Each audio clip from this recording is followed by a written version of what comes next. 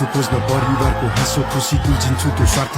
एक मात्र यो धर्म बुझी यही हो मेरो कर्म सोची किल्कीले हाँसोको खोजी टिल्टीले आँसुलाई पुछी बेन्डेलकाको भुजा रोटी कार्यालय पूजा कोठी 2 पैसा जोगिने हो कि त्यही आशामा दौडिन्छु बेलुका समय घुमिन्छु हाकिमहरूको इसारामा पुगिन्छ कि किनारमा भवसागरलाई तरेर के लेख्या छ निधारमा के भएन पढेर चाप्लुसीको संसारमा सकिँदैन लडेर मन खुसी हो व्यापारमा बेइमानीकै चल्दो रहेछ रुखमा पैसा फल्दो रहेछ इमान्दारी बेच्नेको टाउकोमा अर्को टेक्नेको आफूलाई मात्र देख्नेको झुटा कुरा लेख्नेको बेसहारालाई हेप्नेको मैले त्यो सकिन कहिले समाजले दुश्मन हो अहिले छोरा किचकिच गर्छ जहिले हात हातमा आइफोन छ भन्नुस् के दिनु भो तपाईले